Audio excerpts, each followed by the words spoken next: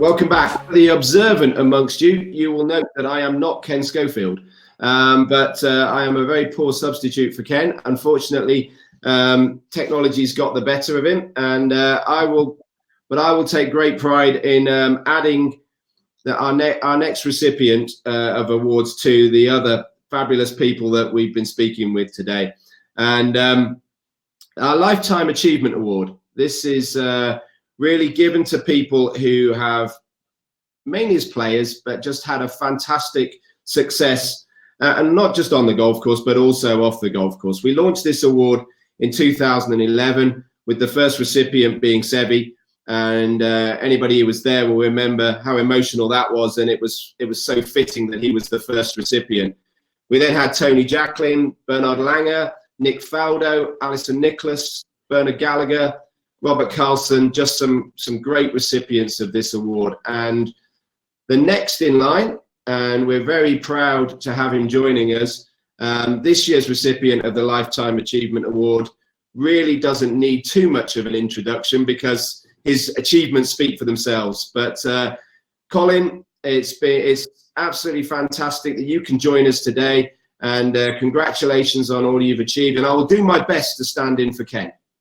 Well, thank you, Ian, and hello, Ken, if you're listening. And I just want to thank the CPG for honouring me this way. A Lifetime Achievement Award means an awful lot, especially when you're getting on in years. I'm 57 now, and it's something that I've treasured. And of course, look, it's already, the trophy arrived, and it's up in a very prominent place at my study here, and will remain.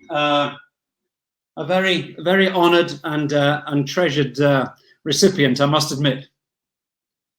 Yeah, thank you. One of the names I did miss was Jose Maria Olazabal, and Ken did a fantastic piece on stage with Jose Maria a couple of years ago. So you're following in some great names, but your impact on golf, and European golf particularly, has been extremely significant, and this is richly reserved. Mm-hmm. So I'm going to use Ken's notes, and we're going to go back to 1991. Ken was there with you, living it, but your first win at the Portuguese Open, what do you remember of that? It was amazing. You know, you turn pro from a decent amateur career. You know, you never know how it's going to pan out. I went to the tour school and went down to Portugal, as you say. It was the TPC at the time, the Portuguese TPC at Quinta do Lago. I'll never ever forget it, obviously, and had a week that I'll never forget. You know, to win by 11 shots, your first event, that doesn't happen. And every putt I looked at went in. Ken was there. He saw me through my career, and I'd like to think that Ken and I were together in enabling the European Tour to grow. This was just as the European Tour was going east, through the Middle East, through Dubai, and out the other end into India, China, Thailand, and also Australia. The vision of Ken Schofield to take it east was, I think, the making of the European Tour. And I was glad that I was just in his slipstream, along with a lot of the European faithful. And we were very, very grateful to Ken's vision to put all this together. But the Portuguese Open was a special one. You know, when you think of the first win was by 11, and I think the next 10 wins were by 1. So it proves that where did that 11 come from, for goodness sake, you know? But it was a very special week, and every time I think about Portugal, think about Quinta do Lago, I have great memories. Yeah. Well, I've never been in that position, unfortunately, but winning by 11 sounds easier than winning by 1. The pressure down the stretch must have been a little bit off your shoulders there. Well, it was. You know, I could afford a 15 at the last and still win, so that was okay. You know, it's amazing as time passes on, and you say Lifetime Achievement Award. I was actually playing that day with the late Gordon Brand Jr. And he passed away this year, and last year, and amazing really to think that how time passes so quickly. When you talk about Sevi's Lifetime Achievement Award in 2011, and he passed away that year. And it was just it's amazing how time passes, and you've got to treasure every moment. Yeah. Yeah, no, but obviously went on. That was just the start of. Again, I will use Ken's stats here because, as you know, Ken will probably know more about your career than you do, Colin. Oh, absolutely. 31 tour wins, 20 in a 7-year span. You top the Order of Merit 7 years running, averaging 69.85 according to my notes here, over 139 events with 14 runner-ups and 39 top 10s. Now, Ken is certainly of the belief, and I think a lot of us will share that those are records that will never be matched or beaten. And obviously a fantastic period of golf for you. Well, it was my era. I'd like to, if somebody does beat any of those records, especially the 7 Race to Dubai Orders of Merit in a row, I'd be the first to shake their hand, believe me, because I know how difficult it was. It might not happen with the standard nowadays, and there's no one particularly dominant right now, but hey, who knows in 20 years time. But I'll be the first to shake the hand because I know how difficult it was. The first one, yes, and then I'll never forget Sebi saying to me after I won at Valderrama in 93, he said to me, Monty, because we're playing together the last round, and he said, remember, he says, this Order of Merit, he says, this is just on loan. He said, just on loan. Because he'd won it the previous year. And I'll never forget he said that. And it gave me an added incentive to try and do it again. And I was a great believer in if you stood still, you were overtaken. Or if you weren't improving, you were overtaken. And I knew I had to improve. I knew that. I wasn't as good still as the Faldos, Woosnam, Lyle, Langer, Sevi, Lazabal even, the greats of European golf. I didn't think I was as good then as they were, so I had to improve. So 94 happened, and then 95, and then it was a sort of conveyor belt in many ways. I couldn't really leave it. 96 and 97, 98, 99. When you add it all up, you think, God, where did it all go? But it was a great time. It was a great time for me personally. It was a good time for European golf. It was a great time. Majors were being won, and our Big Five was still competing well. The Ryder Cups were a great success in 95, 97. To win it both those years and to do so well in 99. It was a good time for European golf. But I must admit, with Ken Schofield's vision, it was a super time to be taken on, and to go east was the saving of our tour. And it was a great vision of him because nobody had thought that the European tour could actually leave Europe, and it did. And thank goodness it did. Yeah. I know Ken's told me the story about, I think it was Tunisia was the first outside of Europe, and how you discussed that within the players committee as to whether it's the right thing to do or not. And obviously it's proven that it has been. Yes. Well, I mean, it was growing so much. There were when I joined the tour, there was 40 odd tournaments on the tour. And in Europe, there possibly wasn't 40 countries playing the game. So they all couldn't have a national open. So what did we do? How did we get, without playing every tournament in Britain, that was an established golfing nation? We had the French Open, the Spanish Open, the Dutch, the Danish, the Swedish. But we had to go east, and that was the making of it. Dubai was the start. And it's interesting, as we speak, where are they now? The Race to Dubai is in Dubai right now, and they're playing the final event. So it's quite poignant of the timing of this. Yeah. We just spoke with Keith on the panel earlier, calling in from Dubai and success there, which is great. So it was on loan, but it was an extended loan. 7 years was quite a decent loan. How did that once you kept winning it, did that take some of the pressure off, or did it increase it because you then became the favourite to win it, obviously, in the next years? Well, it increased it. I was fortunate enough to always improve in my career. When I first turned pro in 88, I was 52nd on the tour, and then I was 25th, I was 14th, then 4th and 3rd, and then 1st.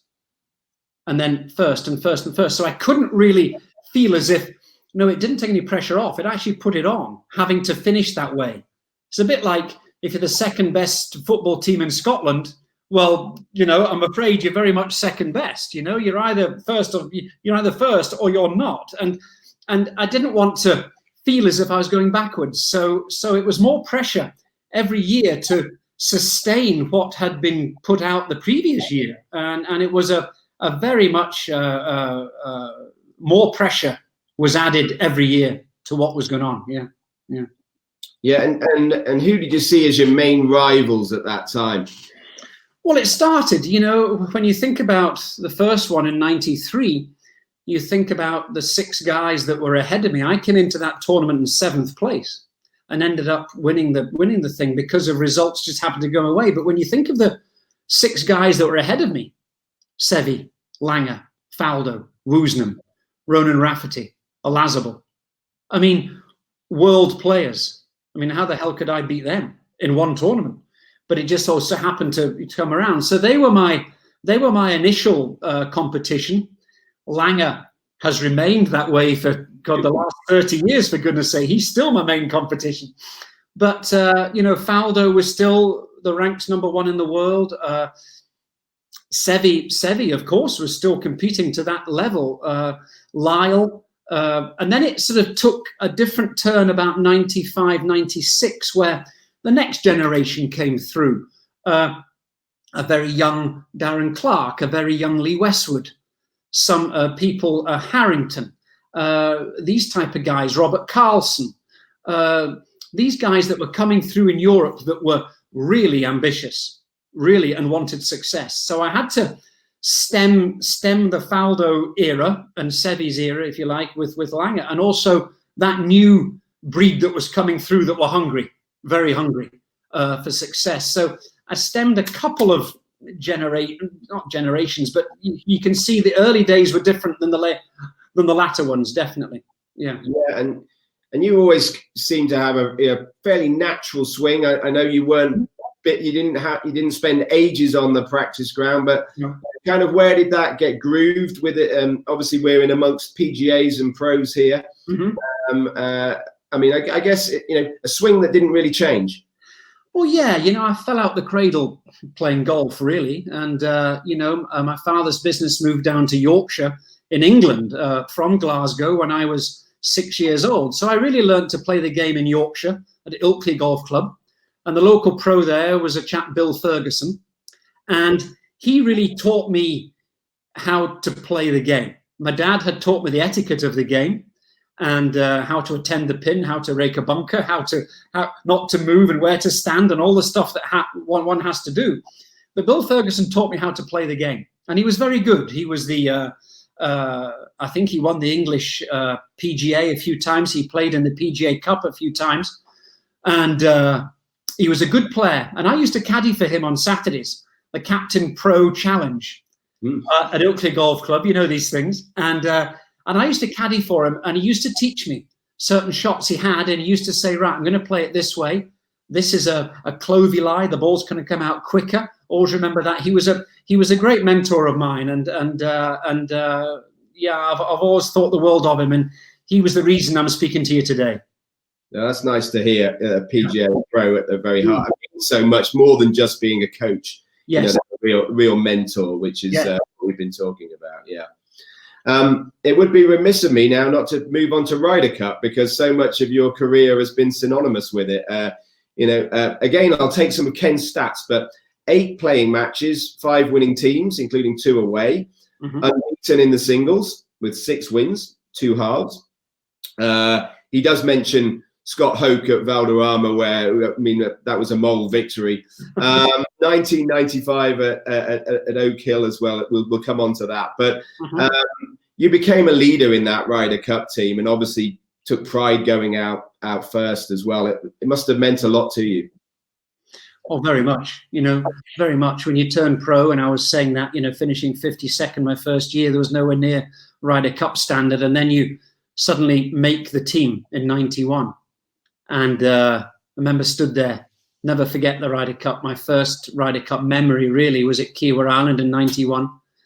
And if you remember, and I'm sure a lot of the viewers and listeners will remember this very well, where Bernhard Langer unfortunately missed a 7-8 foot putt to win the Ryder Cup away from home. And never forget ever going back to the team room. And I was just a rookie, a real young rookie. I mean, just absolutely wet behind the ears. And never forget Seve hugging Bernhard Langer and crying their eyes out. And I'll never forget that scene as long as I live. And that to me brought home what the Ryder Cup meant to them, having lost it, having tried the damnedest to do it against a very strong American team and a very difficult circumstance. Remember, it's called the War on the Shore, you know. And from then on, I said, right, I want to get back in this team again.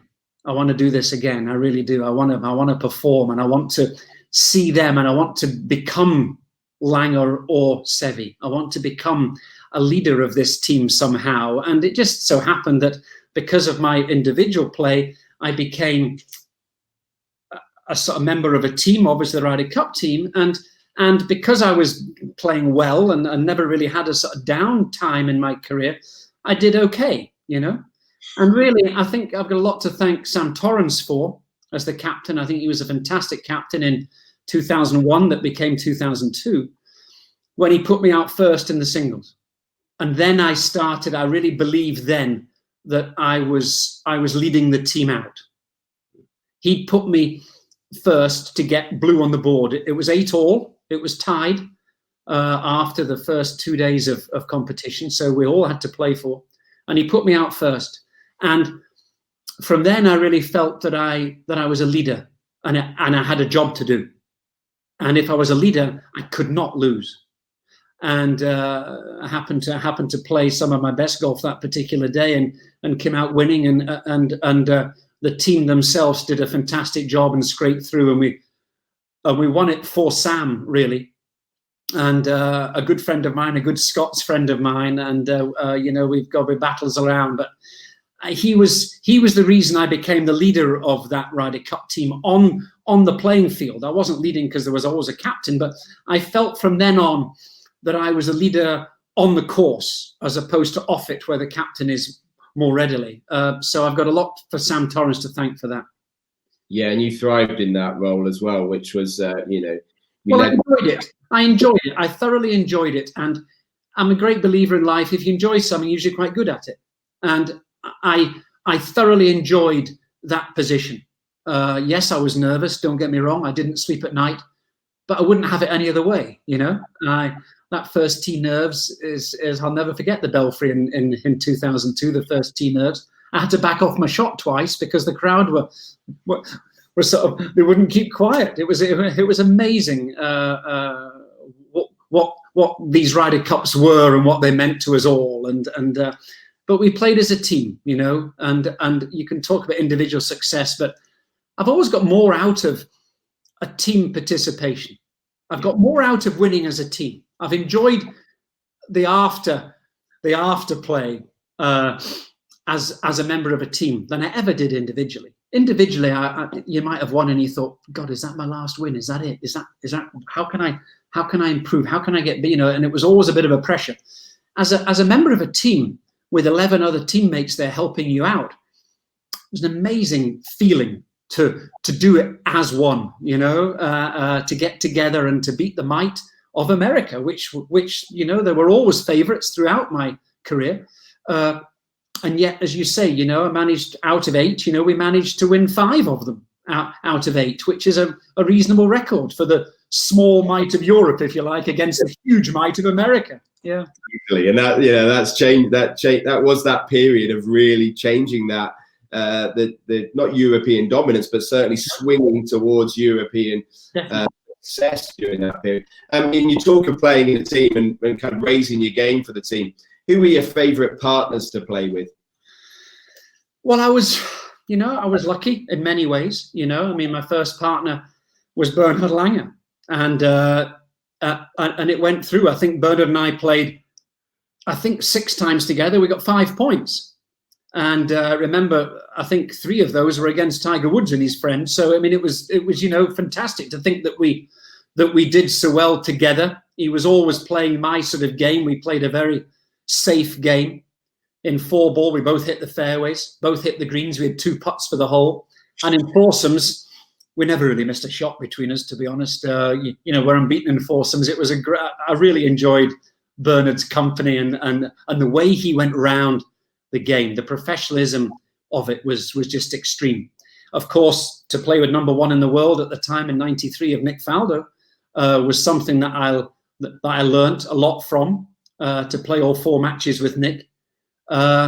And then taking on, really newcomers, Darren Clark, Podrick Harrington, Lee Westwood, that we played together. I could write a book about them all, and it was great. But if I was to say of one particular partner, it would have to be Bernhard Langer. Yeah, I had the freedom playing with Bernhard Langer. I had huge freedom, and if you've got freedom playing golf, you tend to do well. You want to play as if it's a pro-am or play as if it's a practice round. That's what I did with Bernhard Langer, because I could make a mistake knowing that he would counteract it with a great shot. And I'd like to think that even if he doesn't say it, that he felt the same about me, and that's why we bonded so well together. Yeah, and such a steady partner, as you say, that would never let you down, and was completely competitive. Mm-hmm. I've got a thing here from Ken, and hopefully you remember it as well as he did. 1995 at Oak Hill. Yes. In the team room on Saturday afternoon with Sam, Bernard, and Ken. Mm-hmm. And if you don't, then we'll move on. But if you do, perhaps you could share the story. Well, let me think. I'm thinking about that time. Bernard Gallagher, obviously the captain, Ken, our boss, and Sam and I.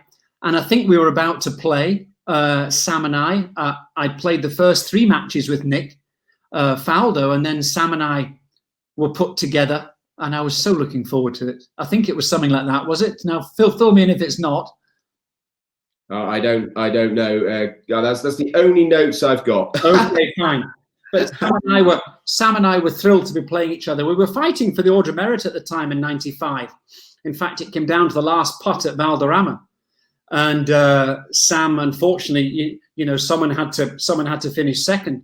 But it was Sam and I were great friends on and off the course, and to play together in the Ryder Cup with your friend is something very special.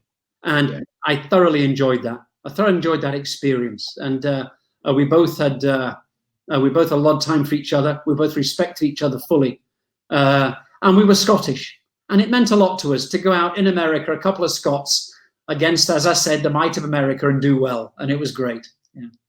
You've probably summarised it pretty well, because obviously all of you there being Scottish was exactly it. Now we're going to move to Wales though, because probably I would guess the highlight in many ways 2010 and your success as captain. It wasn't the easiest week with the weather, as we know, but summarize that experience. It was something that obviously, having played 8 times and missing out in 2008, and I was never really due to be captain. In fact, I'm sure Ken would say to you, and George O'Grady, who was the chief executive at the time, would have said, well, now we know that the Ryder Cup's going to Gleneagles in 2014. Monty, wouldn't it be right for you to try and captain a team at home at Gleneagles? And that was all sort of really set until we were looking for a captain in 2010. And I went into the meeting in Abu Dhabi, as we did in February of the previous year, 2009, with a couple of ideas for captain, certainly not myself. And I'll never forget, nobody could really make a sort of positive statement as to who should be captain until Henrik Stenson stood up. And he said, look, enough of this. He says, we've got a captain in the room already. I said, what are we talking about? There's a captain in the room. And we all looked at each other. Everybody, for these funny pauses, we looked around each other. He said, Monty's here. He's your captain. And I thought, oh God, I said, hang on a minute. I said, hang on, you know, one of these jobs. And it's one of these things that when's offered to you, you can never refuse. And obviously there was no refusal, and took it wholeheartedly on and enjoyed it thoroughly. What I didn't enjoy was the fact that I lost control of my players when I sent them out to battle. As a player, I always had a sort of control over my own golf ball, but sending out players, I prepared them okay, I felt, and they were prepared. They had their own coaches, they had their own players, so that wasn't my job. My job was preparation to get them to the first tee, believing they can win. That was my job. And I felt I'd done that okay, but then they set off and I lost control. Now, for someone, most of us listening I'm not saying control freaks, as we call it in England here or Scotland, but prefer to be in control than out of control. And I was one of those people that loved to be in control, and suddenly that was lost. And that was the hardest thing, being captain. I didn't foresee it happening. And I talked to Sam, I'd talked to Woozy, I'd talked to Langer, I'd talked to previous captains, Bernard Gallagher, but I didn't foresee that happening. And that was the most difficult thing, especially when you send out players against Woods, against Mickelson, against Dustin Johnson, Bubba Watson. They had a great team. Jim Furyk, Matt Kuchar, they had a fantastic team, and it was a difficult one. But I think at home, I think our 13th man, always is the home crowd. The Welsh crowd were absolutely superb. There wasn't a Welsh player playing that particular year, which was unfortunate for them. They didn't have a Welsh captain, but they were absolutely magnificent in helping us through. And I'll never forget the crowds at all Ryder Cups, but especially the Welsh one, to help us through. Yeah, totally. And when we got into that extra, I mean, obviously there was the Friday, which was soaking wet. Yeah. Saturday then inspired really to change the format to get us through that day. Did you feel that kind of really gave you that added boost that you needed? Well, it was a decision that Corey Pavin, my counterpart, my American captain counterpart, and I had to make. And we both had to make it. He was obviously confident of his team playing 12 players at the one time. Now, Europe's strength has usually been the top 8, top 6 that we've got through. We've never really had a top 12 until recent years, a 12 that can compete. And I got them all together with the caddies in the team room. So there was 24 of them listening to what I'm trying to say here. And I said to them, look, I believe, and I've experienced this Ryder Cup, I believe you 12 are better than them. And that's all I could do, is put belief in their minds that they are better than them. And hopefully they walked out an inch taller, because what happened was, it was one of the best sessions that Europe have ever had. 5.5 points we got out of 6. And that was the winning of that Ryder Cup. We lost the singles, 7-5. But because we won that Saturday into Sunday morning, 5.5 out of 6 points we got. That was the reason we won the Ryder Cup there. And it was magnificent. The play, if anyone ever has a video of the shots that the European team hit that day, it was golden. Absolutely. I mean, there was holes in one, there was chips in, there was putts going on from everywhere. It was quite phenomenal. I couldn't keep up with it myself on the radio. It was quite phenomenal and something to behold. And I was so proud of every one of them. Absolutely. And then the Monday came and fantastic sunshine. I was dragged in actually as an observer for Poor Drake's match because some of the American rules officials had to leave, but we had a perfect day of sunshine, and what an amazing conclusion. It was amazing, wasn't it? I mean, to wake up that morning, it was foggy, and most days that start foggy are brilliant days, and it turned out that way. I think that even we had a delay on Monday morning of 10 minutes for the fog, and then when it burnt off, it was a magnificent day, and people were worried being on a Monday. It's the only time the Ryder Cup's ever finished on a Monday in its history. And people thought, oh, there'll be nobody turn up.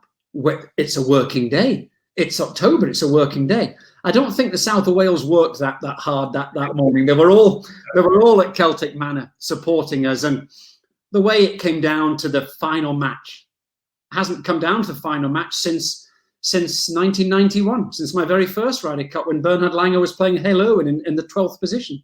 Hasn't come down to that until Graham McDowell and Hunter Mahan went to battle, and Graham, the US Open champion, the Wales Open champion on that course, came out trumps, and he saved the day in many ways. But magnificent scenes on the 17th green when it all finished. It was quite dramatic. Mm.